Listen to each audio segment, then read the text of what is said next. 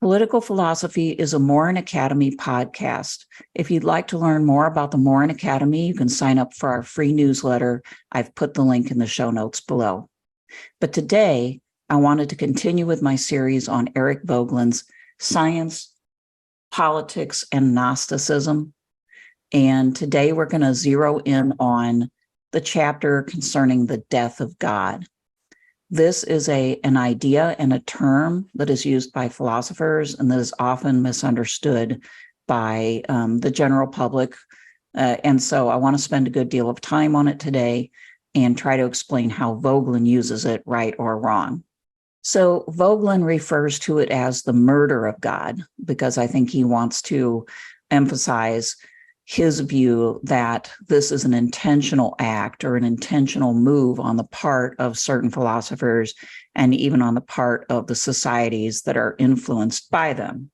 It's in part one, almost all the way through part one. There's a note on Hegel's philosophy of world history, but I'm not going to really deal with that because I don't know it just doesn't seem to me like, I don't know, like Voegelin understands Hegel or Marx, and maybe as well as he should. I'll get into that a bit in a second. But whether he does or not doesn't really obviate the fact that we can learn from his perspective, because like a lot of philosophers, he uses these people to make his own points, rightly or wrongly. So you can still get his perspective regardless of how he sort of mishandles Marx in particular. I guess I would say Voegelin has a overly simplistic reading of Marx that very much taps into Marx's early writings. He overemphasizes Hegel as a result in his understanding of Marx. And so I'm just not going to talk about that anymore because it's really not worth going into more detail. So anyway, setting that aside, we'll start with this. Just a few quotes to kind of remind you of Voegelin's overall viewpoint before we get into the murder of God. He says, philosophy springs from the love of being. It is man's loving endeavor to perceive the order of being and attune himself to it. Gnosis, by contrast, desires dominion over being. In order to seize control of being, the Gnostic constructs his system. The building of systems is a Gnostic form of reasoning, not a philosophic one. Right there, you get a great deal of what Voegelin is trying to get across in this little book. Philosophy, he says, springs from a love of being, and Gnosis, or Gnostic thinking, desires dominion over being. So one is approaching being and truth from this sort of, you might say, almost a courting type of behavior, right? Where it exists and the philosopher is to approach it and to come closer to it and gain fuller understanding of it, realizing that there's no way to fully grasp it because it's larger than the human mind. Okay. Gnosis, on the other hand, and he's not talking, yes, he draws from early Gnostic movements, but I don't think he's holding really true to even, that interpretation of Gnosticism. He's using it the way that he wants to. And for him, he's defining it as trying to construct a system that will allow human beings to control being, to control truth. And you can see right there, since he's a Catholic thinker, even though that doesn't get emphasized a great deal in his thought, or at least I shouldn't say that, it doesn't get emphasized a great deal in the way that he communicates. But in between the lines here, we can see that he sees Gnosticism as a revolt against God. So it's an overturning of the relationship between human beings and the higher truth, the order of being. So the building of a system is not really the same thing as philosophy. And a system is what modern thinkers want to build in order to gain control over nature, over being, a nature that they feel is hostile, chaotic, that human beings have to tame. All right, so that's one big thought that comes out here. Here's another quote. An essential connection exists between the suppression of questions and the construction of a system. Whoever reduces being to a system cannot permit questions that invalidate systems as a form of reasoning. So sort of inherent in building the modern system isn't certain ideologies. Like I would not, I mean, he zeroes in on Marxism, but I would also say neoliberal capitalism is just as dogmatic. There, any ideology that human beings create that's claims to encompass everything, right, that we need to know in order to make our lives better, suppresses questions, says, this is what Voegelin is saying, that it comes with the deal or the bargain, which he would say is a Faustian bargain, that you just can't ask certain questions. And those questions generally have to do with being itself, which, I mean, to use plain language, would be things like, why are we here? What's the purpose of life? Is there a God? And so on. And then he says, the aim of Perusiastic, as opposed to Chiliastic, those are my words, Gnosticism, is to destroy the order of being, which is experienced as defective and unjust, and through man's creative power to replace it with a perfect and just order. The Perusiastic means immanent, more or less, means a type of Gnosticism, a type of system building that sees the potential to make everything right and perfect in this world. That's what he means by immanent, okay? This world. Modern ideologies they claim that we can create a perfect world here and now, whereas earlier forms of Gnosticism put that off. That's the Chiliastic Gnosticism, put that off into the next life, basically waiting for, the apocalypse or the millennial moment or something like that. Okay. So that is the particular characteristic of modern Gnosticism from his point of view, is that it attempts to create a system that brings human perfection and absolute control over our world right now. Okay. Now he starts to, the shade of Nietzsche starts coming in here. Okay, so Voegelin says, in order that the attempt to create a world may seem to make sense, the givenness of the order of being must be obliterated. The order of being must be interpreted rather as essentially under man's control, and taking control of being further requires that the transcendent order of being be obliterated. It requires the decapitation of being, the murder of God. So Voegelin is saying here very clearly now, being equals God.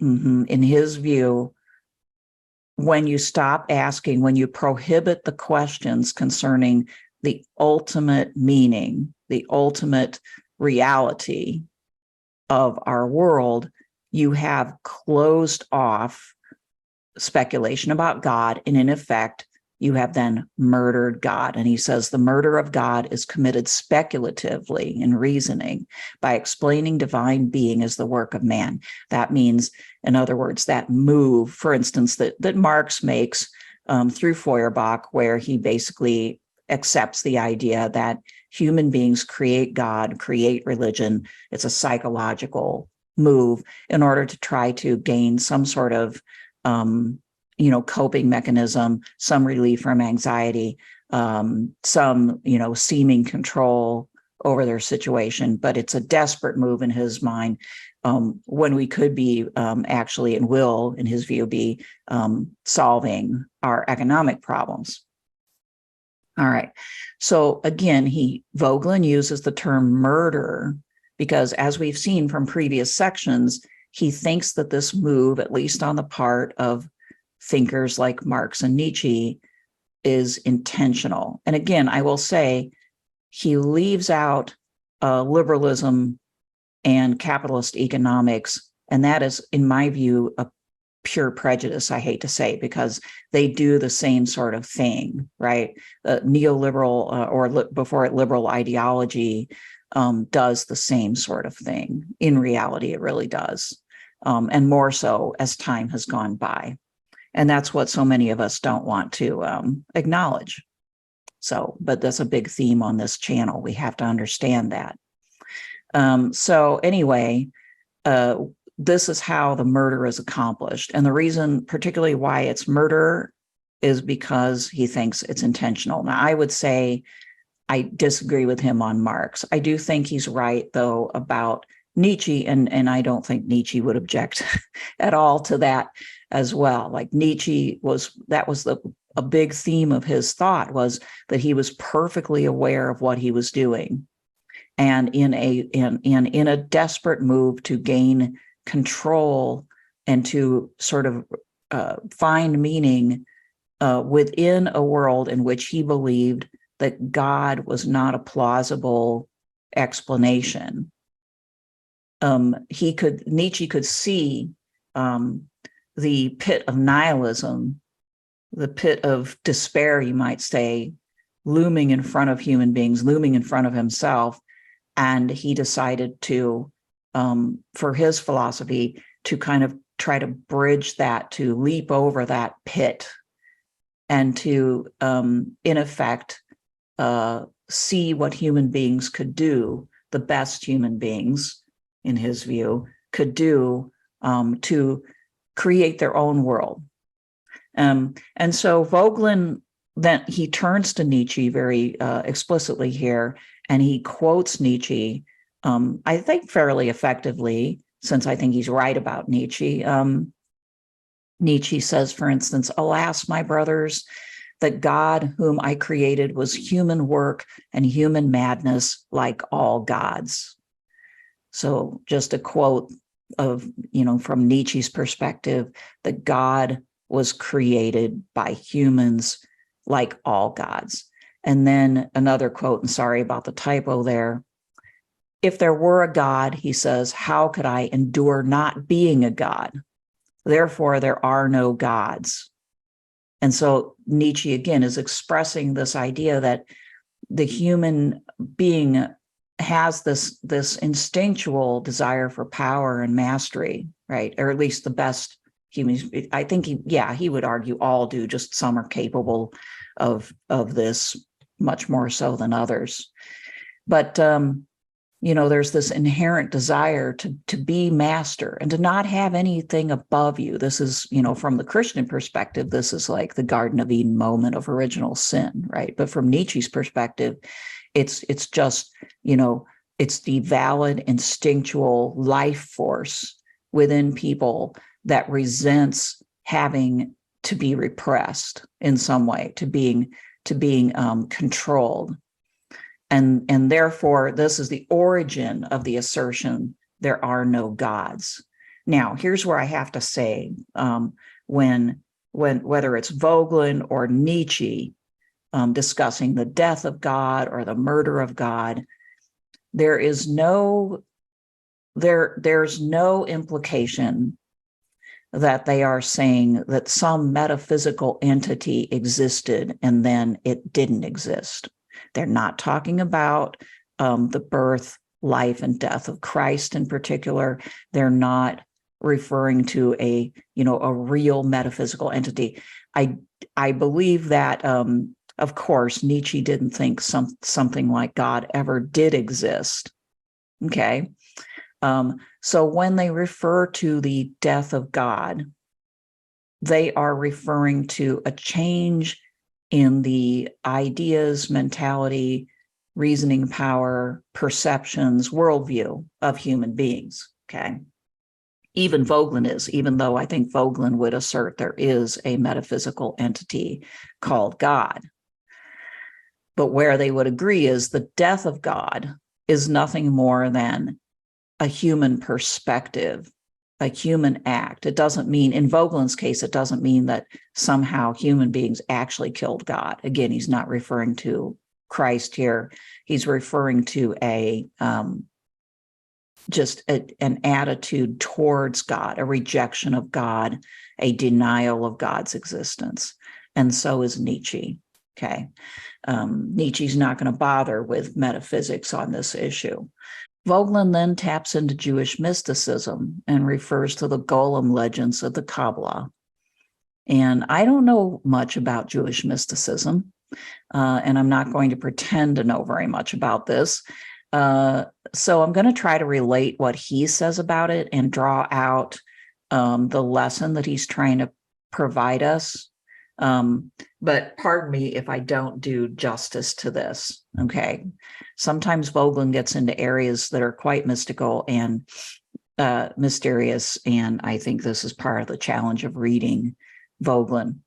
But he starts out comparing the creation of socialist man to the creation of a golem. So I think that's a key to the larger point that he wants to make. Again, I think he's hammering too much on the socialists, but he's trying to say, socialists try to create this new man that's kind of like their ideal, image.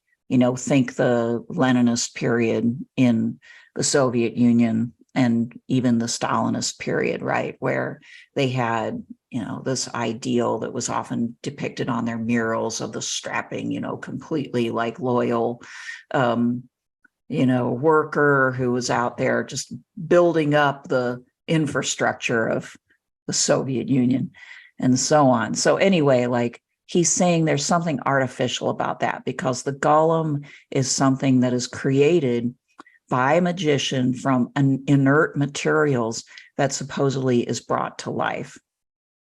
And so the implication is that we are dealing with a type of magic or magical thinking when we create systems of perfection like socialist man, all right? And I would argue neoliberal order as well. So anyway, cut to the chase here. The magician or adept Jeremiah creates a first golem. About the first golem that Jeremiah created, he says, "What does the golem do, bearing like Adam, the man whom God created, the seal of the truth on its forehead? It erases the letter Aleph in order to warn the adepts that the truth is God's. The second truth is death. The golem dies."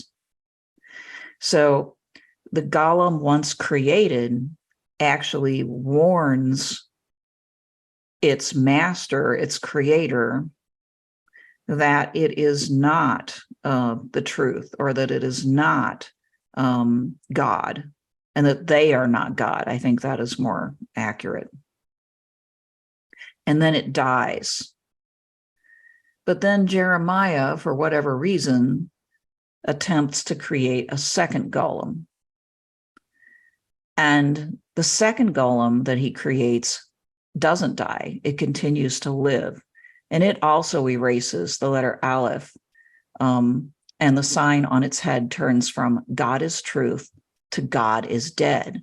And then, according to Voegelin, the legend says Jeremiah then must kill the golem because he realizes that this has an unnatural thing that cannot continue to exist. All right. Now, I think what happened there is that Voegelin just sees a correspondence between the truth that this golem legend is trying to convey in Jewish mysticism and what he is trying to convey. And so I think there's a contrast that Voegelin wants to make here, which is that the adept Jeremiah understood still that there is this higher truth and of being that human beings cannot usurp and cannot fully control, and that the golem is this unnatural thing which represents that and is something to destroy, right? Whereas the modern position represented by Nietzsche is that one must overcome one's distaste for the golem, so to speak, and overcome one's sense that it is unnatural or that there's something wrong about this, and should move on to owning the murder of God. In other words, to fully embrace and not look back from this move to create ourselves and the world around us. That's the bigger picture, right? The golem represents the wisdom of the older, the older like societies and traditions that say, the Tower of Babel story would be another example. That says, when people try to do this, it's unnatural, it's wrong, it's ugly, it doesn't work, it needs to be destroyed. And in modern thought, represented by Nietzsche, it's no, we need to power through that disgust. We need to power through the sickness in our stomach that we feel from taking that step, and move on. Now, that might be something in our world like genetic engineering too, but Voegelin's kind of hung up on the creation of ideological systems. But there's a lot of ways you could use this general insight to think about our world. All right, so the Golem legend has it, who murders God will himself become a god. And Voegelin says the warning of the parable in the second Golem legend is that the parable is warning and is so understood by the adepts in the legend because man cannot become God. If he tries in the process of self-idolization, he will become a demon, willfully shutting himself off from God. All right, so we see Voegelin's motivation here is primarily, I think, a defense of God and a defense of belief in God. I think that was a lot of what he was really about. There are other ways in addition to that one can use this way of thinking. Simply if we think about the limits of what human beings can do and the fact that oftentimes when people try to push back against those seemingly natural limits, they get something that's unnatural and ultimately self-destructive. One could make that argument apart from a theistic position, you might say. But here we have like a picture of Joseph Stalin with his perfect like Soviet child, robust, kind of blonde, it looks like, with a beautiful hammer and sickle flag and some flowers from the countryside. This is the Soviet ideal that was put out there. That would be, in Voegelin's view, a little baby cute golem. Voegelin says, man cannot transform himself into a Superman. That's a reference to Nietzsche, the Übermensch. Man cannot transform himself into a Superman. The attempt to create a Superman is an attempt to murder man. So why is that? Because man, from Voegelin's perspective, is inherently something that exists between the transcendent and the mundane, between God and the world. We are, by our nature, in our psychological and spiritual state, in between, and that is our nature. So if we attempt to murder God and transform into this Superman, create this system and this life of perfection that's everything that we need, then we are in effect not only murdering God, he says, but murdering man, because the two go hand in hand from his perspective.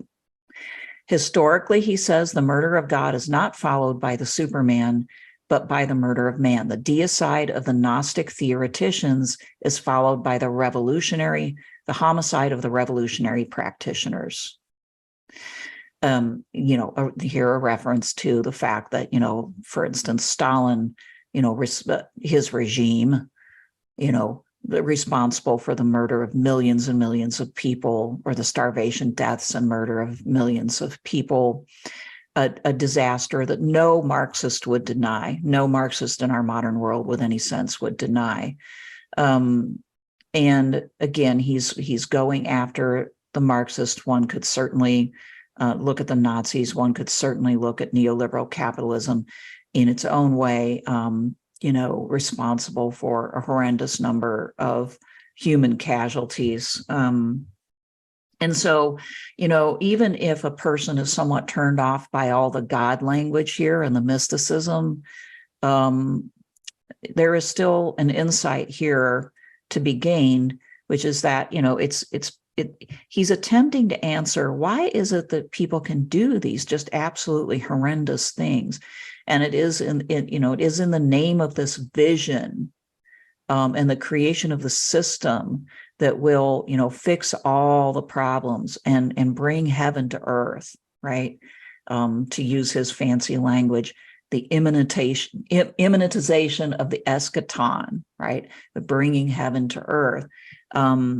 Whereas in reality, though, both systems of thinking that involve, the elimination of private property or the use of private property can be thought in a way that is not absolutist and that does not lead to these types of disasters. And I really want to emphasize that thinkers like Voegelin and people who are attracted to thinkers like Voegelin tend to say, yes, like he's certainly condemning Marxism and all things socialist.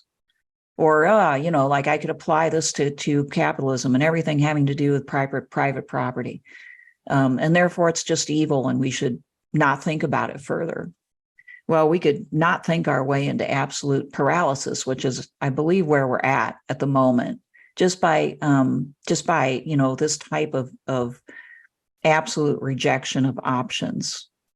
So it's one thing to acknowledge how horrendously we can go wrong by pursuing absolute perfection.